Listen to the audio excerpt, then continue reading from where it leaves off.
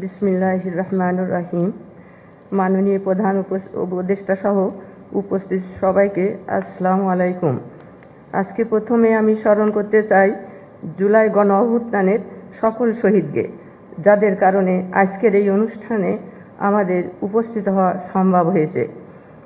তাদের সহ গত 15 বছরে জালিম সরকারের হাতে মৃত্যুবরণ করা সবাইকে আল্লাহ জান্নাতবাসী করুক। এখনও যারা আহত রয়েছে তাদের দ্রুত সুস্থতা কামনা করছি।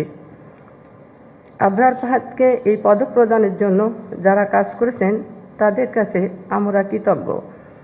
আজকের এই স্বাধীনতা পদক শুধু আবরার ফাহাদের বলে আমি মনে করি না, বরং দিনের পর দিন বাংলাদেশের সাথে কথা বলা প্রত্যেকের। শেষে আমার একটাই চাওয়া, দেশের কথা বলায় এরকম নির্মম মৃত্যু যেন ভবিষ্যতে আর কোনো সন্তানের না হয়। উপস্থিত সবাইকে ধন্যবাদ। আবরার ফাহাদের জন্য দোয়া করবেন। আল্লাহ হাফেজ। 25 বছরের ওয়ারেন্টিযুক্ত দীর্ঘস্থায়ী দরজা প্রোটেক্টর, আধুনিক ও মজবুত দরজা। আবরার ফাহাদ 2000 সালে 31শে ডিসেম্বর কুষ্টিয়া জেলার কুমারখালী উপজেলার রায়ডাঙ্গা গ্রামে জন্মগ্রহণ করেন।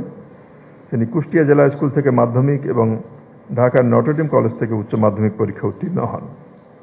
2018 সালে বাংলাদেশ প্রকৌশল বিশ্ববিদ্যালয়ে তড়িৎ ও ইলেকট্রনিক কৌশল বিভাগে তিনি ভর্তি হন। আবরার ফাহাদ নটরডেম কলেজে অধ্যয়নকালে সামাজিক যোগাযোগ মাধ্যমে দেশ হিতৈষণা ও রাজনৈতিক বিভিন্ন বিষয়ে লেখা শুরু করেন। বাংলাদেশ ও বহির্বিশ্বে রাজনীতি, ইতিহাস ও ধর্মীয় বিষয়গুলোতে তিনি গভীর জ্ঞান রাখতেন। তিনি তৎকালীন বাংলাদেশ সরকারের বিভিন্ন বৈদেশিক নীতি, যেমন ফেনী নদী থেকে ভারতকে পানি দেওয়া, নিজ দেশের চাহিদা পূরণ না করে ভারতে গ্যাস রপ্তানির প্রস্তাব ইত্যাদি বিষয়ে সমালোচনা করেন। 2019 সালের 6 অক্টোবর রাতে তৎকালীন ছাত্রলীগের বুয়েট শাখার নেতাকর্মীরা তার ফেসবুক পোস্টগুলোর জন্য তাকে দীর্ঘ সময় ধরে নির্মমভাবে নির্যাতন করে। ফলে 7 অক্টোবর প্রত্যুষেই আবরার ফাহাদ মৃত্যুবরণ করেন। পরদিন এই হত্যাকাণ্ডের ঘটনা সামাজিক যোগাযোগ মাধ্যমে প্রচার হলে নির্যাতনের ভয়াবহতা দেশের জনগণের হৃদয় কাঁপিয়ে দেয়। আবরার ফাহাদের হত্যাকাণ্ডের বিচারের দাবিতে বুয়েট সহ দেশের বিভিন্ন বিশ্ববিদ্যালয় ও শহরে আন্দোলন শুরু হয়।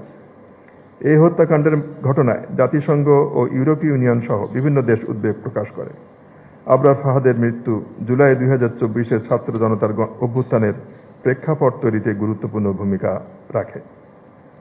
আবরার ফাহাদ দেশপ্রেম ও প্রতিবাদী তারুণ্যের প্রতীক।